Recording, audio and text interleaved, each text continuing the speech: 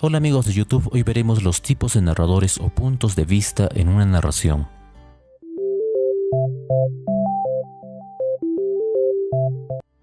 No es lo mismo autor y narrador. El autor es el creador o persona real que escribió el texto y el narrador es un personaje creado o voz ficticia que nos cuenta las acciones o hechos.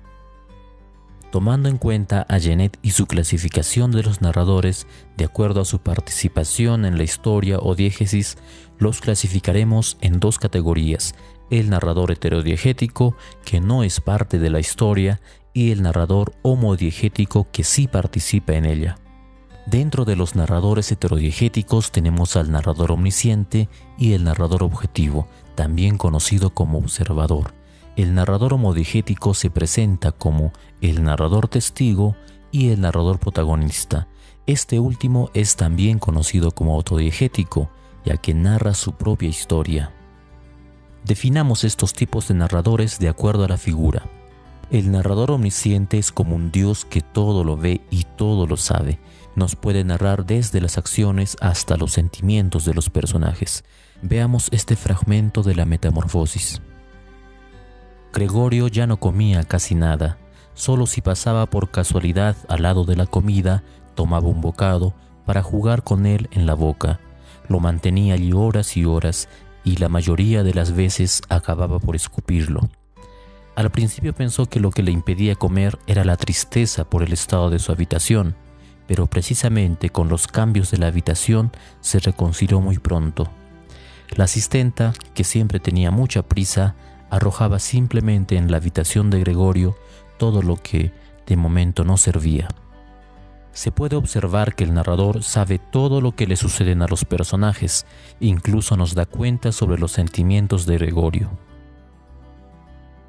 El narrador objetivo es como una cámara que solo se encarga de registrar los hechos y describirlos. Se diferencia del narrador omnisciente, ya que en este caso no se narran sentimientos ni se juzgan a los personajes, solo se narrará fríamente el hecho. Veamos este texto de Camilo José Cela. Don Pablo extiende el periódico sobre la mesa y lee los titulares. Por encima de su hombro, Pepe procura enterarse. La señorita Elvira hace una seña al chico. Nota que el narrador solo se encarga de describir los hechos como si una cámara nos diera cuenta de lo que registra. El narrador testigo es aquel que, como vimos, sí está presente en la historia, pero no es el protagonista, sino un espectador que lo acompaña. Se encarga de narrar principalmente lo que le sucede al protagonista que él ve.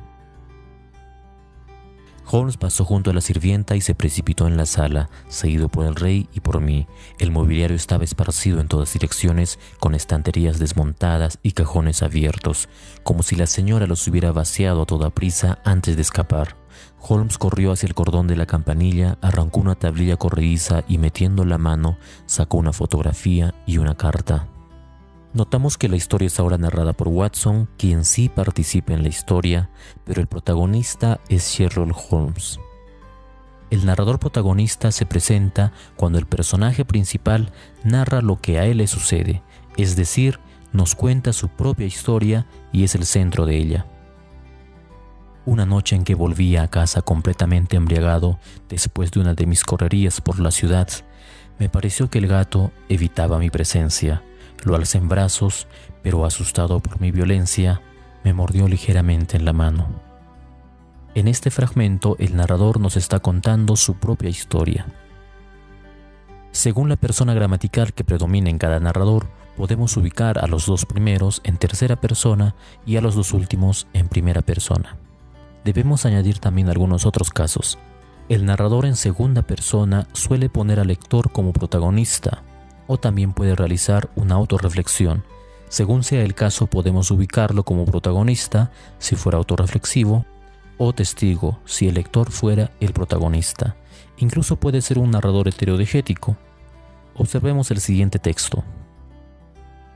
Lees y relees el aviso, parece dirigido a ti, a nadie más. Distraído, dejas que la ceniza del cigarro caiga dentro de la taza de té que has estado bebiendo en este cafetín sucio y barato. Tú releerás. La narración no siempre se da desde una sola perspectiva. A veces, más de un narrador nos cuenta los hechos según su versión. A esto le llamamos perspectiva múltiple o enfoque narrativo múltiple, ya que hace saltos de un narrador a otro. Un ejemplo claro es la novela de Faulkner, donde 15 narradores cuentan sus versiones del mismo hecho. Pero este cambio puede hacerse incluso en un mismo párrafo. Veamos el siguiente ejemplo. Todavía llevaban pantalón corto ese año. Aún no fumábamos. Entre todos los deportes preferían el fútbol y estábamos aprendiendo a correr olas, a zambullirnos desde el segundo trampolín del terrazas. Y eran traviesos, lampiños, curiosos, muy ágiles, voraces.